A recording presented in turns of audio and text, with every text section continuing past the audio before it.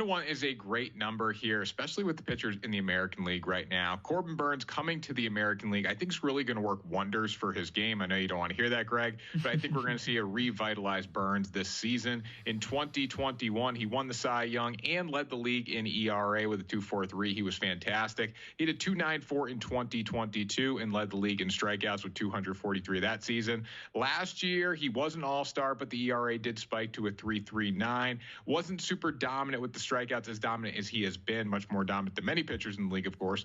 But I think he's really ran his course in the National League, and now he has a whole new league of batters that have not faced him consistently. I think that's going to, again, work wonders for him. The Orioles are going to give him run support. I think he's going to be happy playing in Baltimore. It seems like a very fun place to play, a young roster with a lot of talent there. Garrett Cole is the favorite to win the Cy Young right now. It's very hard to go back-to-back there. Kevin Gausman hasn't finished higher than third in the Cy Young. He's second on the list. And then the same goes for Pablo Lopez and Framber Valdez. Two elite pitchers, really good guys, but I just don't look at them as Cy Young winners right now. I see Corbin Burnes as the most dominant arm there in a great situation. And for 10-1, you really can't beat the number.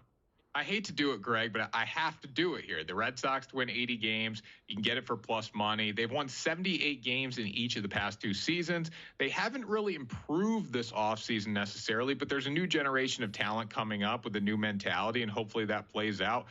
New, front office group, not front office, but new, general manager there. So there's a lot of new things coming for the Boston Red Sox this season. I do believe if they could win 78 games last season, they can do 80 this season. The division is very similar to what it was. The Yankees only won 82 games last year. They're going to be better, obviously, the favorites to win the American League East. But the Red Sox have tended to win the battle between New York over the past couple seasons, so I'm not super concerned there.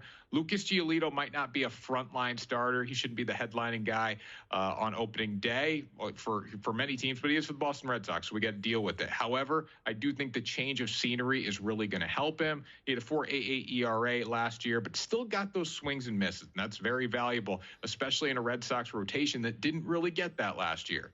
Brian Bayo is going to be the centerpiece of the team. Nick Pivetta has talent. Cutter Crawford still gives you an effort. And when Garrett Whitlock, if he is eventually a starter this year, continues to learn how to be a starter, they're going to be just fine there. You got Kenley Jansen coming out of as the closer when he gets healthy. And then you have a pretty good core of hitters. Tristan Casas, Rafael Devers, Trevor Story, who you really didn't see much of last season, Masataka Yoshida. It's not a great lineup, but it's one that if they stay healthy, they are capable of winning 80 games, even in a loaded American League East division. So I trust that they can get there. I think they can. I don't think they're going to make a playoff run by any means, but 80 games is very realistic for a plus money number. I love this bet so much, the American League East to win the World Series, because I truly believe there's 4 of 5 teams in that division that do have a chance to potentially make it to the World Series, make a run. Now, a realistic chance, that might be a little bit of a stretch, but there's a talented group of teams in the American League East. National League West is the favorite to win the World Series right now at plus 280, but that just comes down to the Dodgers. I know the D-backs are in there. They made their run last year.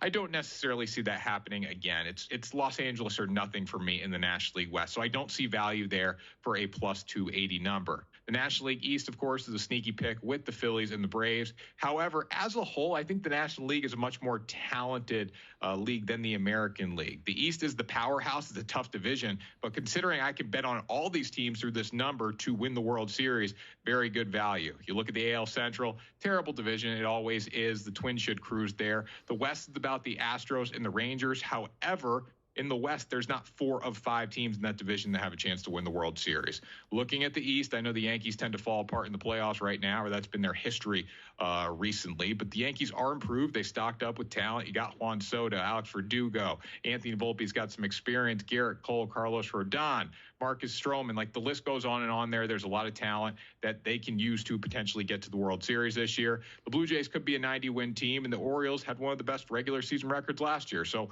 looking at this team, this league, right, or this division, I should say, there is talent there. And then Tampa Bay and Toronto, of course, are going to be good as well. So for the value that I can see here for 4 of 5 teams that have a chance to get to the World Series, can't beat it. Yeah, I don't like to take short futures, but this is one that I kind of have to take here. The best regular season record, the Dodgers for plus 165. The pressure is on for Dave Roberts in Los Angeles right now. If he doesn't get the job done this year, I don't know what to say. He probably won't be there. Signing Shohei Ohtani put the pressure right on him. The team is expected to be one of the best in baseball, if not the best in baseball. It has consistently been over the past few seasons. They've had really good regular season records. They just haven't been able to finish in the playoffs, and that's a huge part of it. Tyler Glasnow, Yamamoto on the mound, the most anticipated Japanese pitcher to come to the States since Shohei Ohtani. You have Walker Buehler when he gets healthy at their big three. And the lineup's really stacked again with Will Smith, Mookie Betts, Freddie Freeman, Max Muncy. Now you add Shohei Ohtani into the mix. You have a ton of talent here offensively. So there's really no reason for the Dodgers to not be good. The secondary stars on the Dodgers are stars in big markets. That's basically the way to define this team. You know, in the NL West, Arizona is going to be good again, but I doubt we see that unprecedented run we saw last year. The Giants and the Padres are probably closer to 500 teams, so LA should run the division. If you run the division, it gives you a great chance to have the best record in baseball. The Braves and the Yankees are second and third on the list for the best record overall, but the Yankees play in a tough division in the American League East, and I truly think the Braves have a slightly tougher record or a tougher schedule going against the Philadelphia Phillies. So going to ride with the Dodgers. Yeah,